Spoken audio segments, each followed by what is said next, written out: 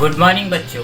आज हम नियोजन पाठ का अध्ययन करेंगे, जिसे हम प्लानिंग के नाम से भी जानते हैं। यह हमारे व्यावसायिक अध्ययन का एक बहुत ही प्रमुख पाठ है, जिसमें हम अध्ययन करते हैं कि भविष्य को अपने सुनिश्चित कैसे करें। व्यावसायिक दृष्टिकोण से व्यवसाय का भविष्य बहुत ही अनिश्चितताओं से भरा होता है तथा उसका सही अनुमान लगाना नियोजन पाठ में हम आज पढ़ेंगे। नियोजन एक बौद्धिक प्रक्रिया है जिसके लिए सृजनात्मक विचारधारा और कल्पना की आवश्यकता पड़ती है।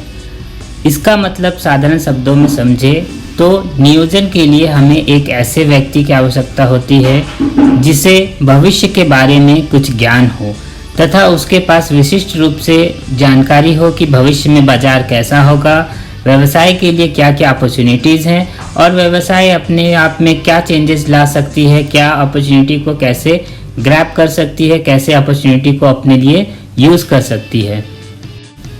नियोजन का अर्थ पहले से निश्चित करना है कि भविष्य में क्या करना है तथा कैसे करना है। अतः नियोजन से तात्पर्य उद्देश्यों का निर्धारण तथा उन उद्देश्यों की प्राप्ति के लिए समुचित कार्यविधि को विकसित करने से है। इससे मतलब यह है कि हमें यह पता लगाना है कि भविष्य में क्या हो सकता है, किन किन कारणों से व्यवसाय में चुनौतियां आ सकती हैं। हमें उन सभी चुनौतियों का पता लगाना नियोजन का सबसे प्रमुख कार्य है तथा चुनौतियों के बीच अपने लिए अपॉर्चुनिटीज को तलाशना भी नियोजन का ही कार्य है। आइए अब हम नियोजन की विशेषताओं को देखें। जैसा कि हमें पता है कि नियोजन एक बहुत ही महत्वपूर्ण कार्य है, इसलिए इसमें विशेषताओं का होना भी बहुत आवश्यक है। पहला, निर्धारित लक्ष्य का होना। इससे तात्पर्य है कि हम पूर्व में ही यह निश्चित कर लेते हैं कि व्यवसाय में हमें किन लक्ष्यों की प्राप्ति करनी है। लक्ष्य लाभ कमाने की हो सकती है, बाजार में वृद्धि की हो सकती है, या फिर हम अपने आकार तथा नए नए विकल्पों के बारे नए आयामों के लिए लक्ष्य का निर्धारण व्यवसाय में कर सकते हैं। इसके बाद हम पूर्वानुमान लगाना, जिसे हम फोरकास्टिंग कहते हैं, यह भी नियोजन का एक महत्वपूर्ण कार्य है, जिसमें हम पूर्वानुमान लगाते हैं कि हमारा फ्यूचर कैसा होगा। इसके लिए हम कुछ डाटा एनालिसिस, जिसे हम बोले कि पुराने अपने जो भी डाटा हैं, जो भी अकाउंट्स हैं, या फिर जो भी हमारे विक्रय से संबंधित, क्रय से संबंधित जो भी लेखा पुस्तकें हैं, उनको हम लेकर एक अनुमान लगाते हैं कि हम भविष्य में किस तरह के चुनौतियां हमारे पास आने वाली हैं। उसके बाद तीसरा आता है यूनिटी, एकता।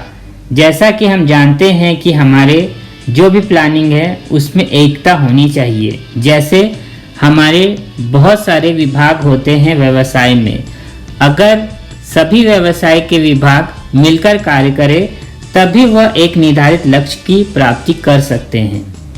चौथा, विभिन्न वैकल्पिक क्रियाओं में से सर्वोत्तम का चयन। यह नियोजन का बहुत ही महत्वपूर्ण कार्य है, क्योंकि हमें पता है कि हमारे पास बहुत सारे विकल्प हैं, या फिर किसी के पास भी बहुत सारे विकल्प होते हैं, परंतु उस विकल्प को पूरा करने के लिए हमारे पास सीमित साधन होते हैं और सीमित साधनों का ही पूर्ण रूप से उपयोग करना हमें नियोजन सिखाती है। नियोजन का अगला कार्य है सर्वव्यापकता, जिसे हम समझे इस तरह से कि अगर कोई व्यापार में कुछ बदलाव भी आ जाए, बाजार में कुछ चेंजेस हो जाए, तब भी वह प्लान काम करता रहे, तब भी हमारा नियोजन कार्य करता रहे, तभी वह अपने लक्ष्य की प्राप्ति कर पाएगा। इसके लिए संगठन में अधिक से अधिक ऐसे लोगों को रखा जाता है जो कि बाजार की वॉलेटाइल, अस्थिर बाजार को समझें और उसके अनुरूप ही नियोजन का कार्य करें। इस प्रकार से किए गए नियोजन हमेशा सफल होते हैं। छठा है, नियोजन एक निरंतर एवं लोचपूर्ण प्रक्रिया है। जिस तरह से हम ये नहीं सोचते कि आज कर के बाद परसल के बाद फिर क्या करेंगे, इस तरह से नियोजन कार्य भी निरंतर चलने वाली क्रिया है, क्योंकि व्यवसाय का जीवन अनिश्चित काल के लिए होता है। उसी तरह से हमें अपने नियोजन को भी हमेशा फ्यूचर को देखने के लिए आवश्यक है और हमें हमेशा नियोजन कार्य करते ही रहना पड़ेगा कि वो हम किस तरह से अपने नए नए लक्ष्यों की प्राप्ति करते रहेंगे। नियोजन का लोचपूर्ण एवं निरंतर होना बहुत ही आवश्यक है, क्योंकि लोच हमें विपरीत परिस्थितियों में भी संभल कर कार्य करने की क्षमता प्रदान करती है। सातवां जो हमारा है उसे हम बोलते हैं पारस्परिक निर्भरता। जैसे हम बहुत सारे चीज़ों के ऊपर निर्भर होकर ही नियोजन का कार्य करते हैं। अगर हम वस्तु की बात करें तो डिमांड एंड सप्लाई एक निर्भरता है कि हमारे डिमांड क्या होंगे और हमारे सप्लाई क्या होंगे। उस प्रकार से हम यह देखते हैं कि भविष्य में किस तरह की इंटरडिपेंडेंसी हम देखेंगे। क्या हमें तकनीकी बदलाव करने की आवश्यकता है, क्या हमें अतिरिक्त फंड की आवश्यकता पड़ेगी। इस तरह के हम नियोजन कार्य करते रहते हैं। नियोजन के उद्देश्यों को भी समझना बहुत ही आवश्यक है।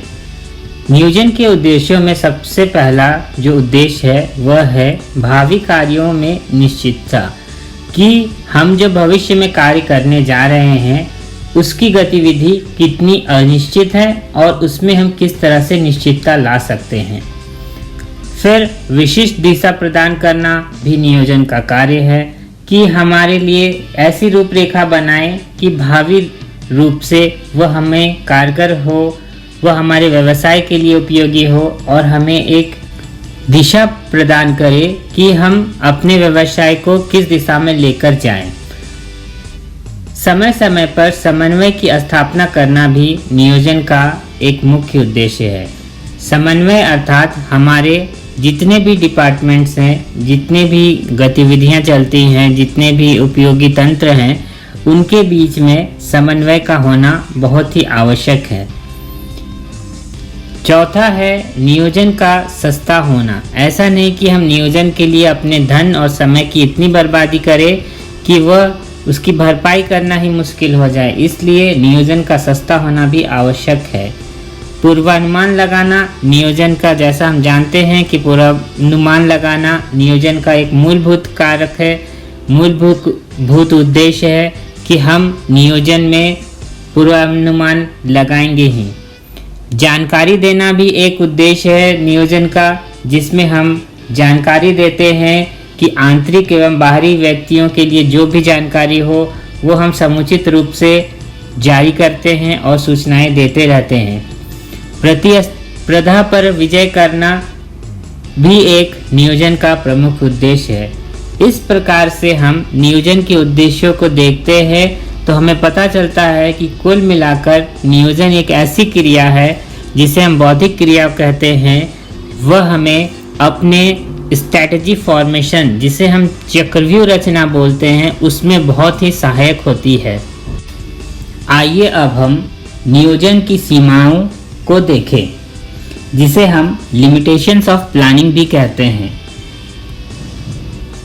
समय समय पर बहुत सारे विद्वानों ने कहा है कि प्लानिंग समय एवं धन की बर्बादी है।